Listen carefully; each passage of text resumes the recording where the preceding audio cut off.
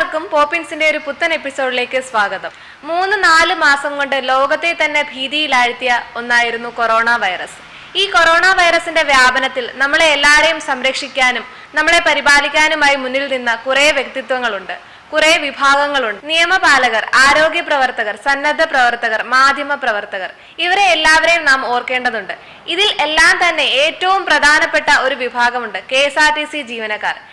ഈ കാലഘട്ടത്തിൽ ഇവർ ചെയ്തിട്ടുള്ള പ്രവർത്തികൾ നമ്മൾ ഒരിക്കലും മറക്കാൻ പാടില്ല. പ്രവാസികളെ എയർപോർട്ടിൽ നിന്ന് ക്വാറന്റൈൻ സെന്ററിലേക്ക് കൊണ്ടുവരുന്നതിൽ ഏറ്റവും വലിയ പങ്കുവഹിച്ചത് ഇവർ തന്നെയാണ്. നമ്മുടെ നാട്ടിലോടുന്ന KSRTC ബസ്സുകളിലെ ജീവനക്കാരുടെ കാര്യമൊന്ന് ഓർത്തു നോക്കുക. എന്താണ് അവർക്കുള്ള സുരക്ഷ?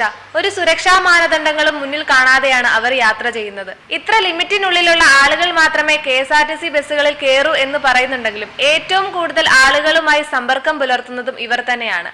നമ്മുടെ ബഹുമാനപ്പെട്ട ഗതാഗത മന്ത്രി പറയുകയുണ്ടായി, ഡ്രൈവറും പാസഞ്ചേഴ്സും തമ്മിലുള്ള ആ ഇടഭാഗത്ത് ഒരു ക്യാബിൻ തിരിച്ച് സെപ്പറേറ്റ് ചെയ്യുമെന്ന്.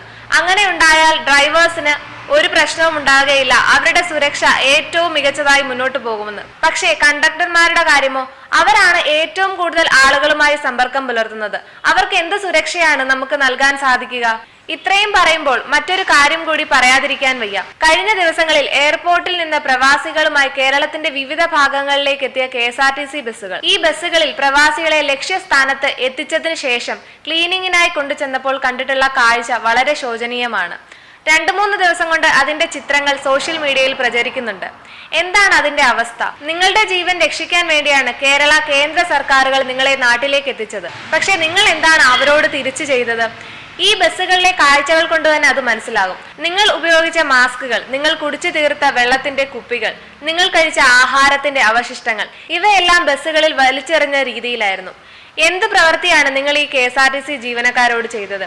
ഇതിൽ ഒരാൾ മാത്രമല്ല പ്രവർത്തിക്കുന്നത്. ഡ്രൈവർ, കണ്ടക്ടർ, ക്ലീനിങ് സ്റ്റാഫുകൾ, മെക്കാനിക്കുകൾ, ഇങ്ങനെ എല്ലാവരും ഈ ഒരു ബസ്സിൽ തന്നെ പ്രവർത്തിക്കുന്നവരാണ്. നിങ്ങൾക്ക് രോഗമുണ്ടാവില്ല എന്ന് കരുതിയായിരിക്കാം ഇത്തരത്തിൽ നിങ്ങൾ ചെയ്തത്. പക്ഷേ പ്രവാസ ലോകത്തു നിന്നും തിരിച്ചെത്തുന്ന മിക്ക ആളുകളിലും കോവിഡ് പോസിറ്റീവായി റിപ്പോർട്ട് ചെയ്തിരുന്ന സാഹചര്യമാണ് ഇപ്പോൾ മുന്നിലുള്ളത്. ഒരിക്കലും ഈ രോഗത്തെ മരുന്നുകൾ കൊണ്ട് നമുക്ക് മാറ്റാൻ കഴിയില്ല. കരുതലാണ് നമുക്ക് വേണ്ടത്. നമുക്ക് ഒന്നായി കരുതാം, COVID-19-നെതിരെ പ്രതിരോധിക്കാം.